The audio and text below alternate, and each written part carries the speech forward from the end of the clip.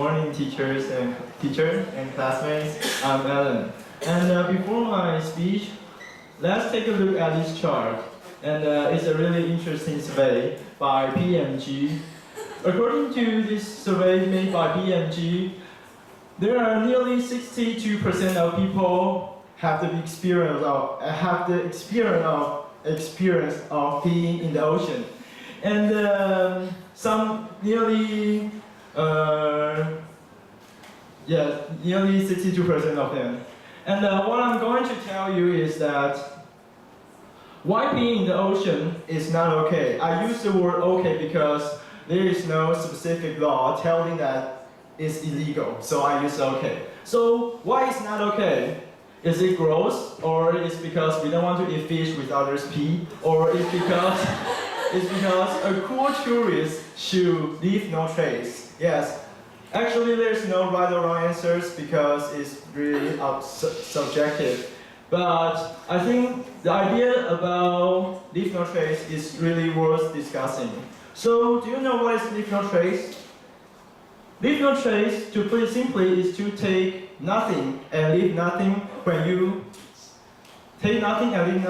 have tourism or visiting some tourism spots. So for example, you should not leave trash, you should not touch stuff, you should not feed the fish, or you should not support the souvenirs made by corals, reefs, or some animals.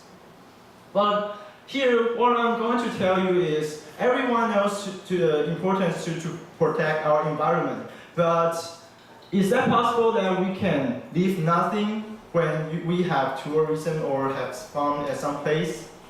Here's what I'm going to tell you. Today, my topic will not be pee in the ocean. My topic will be invisible killer, sunscreen in the ocean. When we go to the beach, we will apply sunscreen to our skin to protect the UV. But today, I'm going to urge you to not use sunscreen when you go into the beach because they are killing the coral reefs around the world. If you are confused, you can follow my speech and you will get really clear about it. Here's my outline. First, I will give you some scientific information to prove, made by some Italian scientists. They found out that the coral reefs are killed by the chemicals made from sunscreen. And then is the importance of coral reefs, because if coral reef is not important to us, then we don't have to spend our time on discussing them.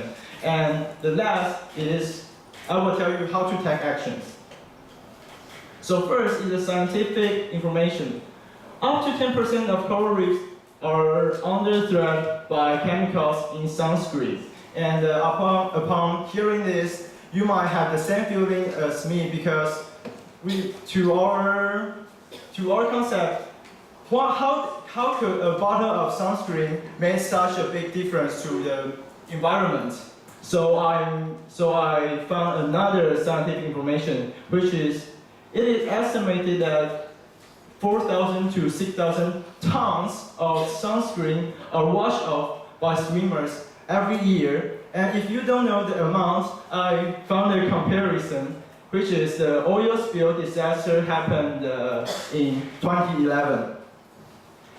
It says the oil spill is the worst environmental disaster in New Zealand, and the official said is 350 tons of oil spill. And you think, these 350 tons of oil spill caused the worst environmental disaster in New Zealand. But then how about the 4,000 to 6,000 tons of sunscreen can affect our environment? That's a really big issue. And I think it's more dangerous because the oil spill happens once in the decades, but we use sunscreen every year, every summer, almost everyone, and almost every day. But we don't know how dangerous it is. So, after we know the situation, after we know how urgent it is, let's take a look at how important coral reefs are. So because of the time limitation, There are many reasons coral reefs are important, but here I only mention two related to the nature. The first one is coral reefs are primary producers of food and O2 for marine ecosystem because they are just like the trees in the ocean. They produce the O2 and also the food and also the living place for the animals in the ocean. So if we human beings destroy the coral reefs, then they will have no food to eat, will have nothing to breathe, and they will have no place to live. And the second is corals are a signal of biodiversity. It is said that coral reefs are just like the rainforest in the ocean because they represent the biodiversity of the marine ecosystem. And it is more fragile to the rainforest on land. So for scientists, they can tell the weather condition from the coral reefs. And the last is the action. How could you take action? Of course, you cannot say, I don't want to use sunscreen, but I don't recommend you to do that because I don't want you to sacrifice your beauty and your skin. And because there are smarter ways for you to take action. Here are the three smarter ways. First, you can wear anti-UV clothes. If you are lazy like me, you don't want to spend time to think about how to put on sunscreen in the smarter way, you can just buy the anti-UV clothes and you put it on and go to the beach and it looks cool. And the second is you can apply sunscreen 30 minutes in advance because your skin needs time to absorb the ingredients. And the last is use biodegradable sunscreen. Some company has found that many consumers are looking for this kind of sunscreen because they want to protect themselves and they want to protect the environment.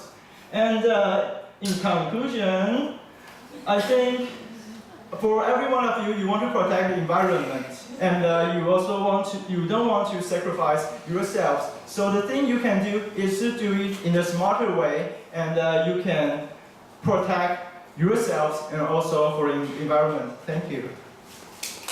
Thank you, leaders. And now let's welcome our next speaker, Wang Qingli, and her evaluator is Lin Yijun.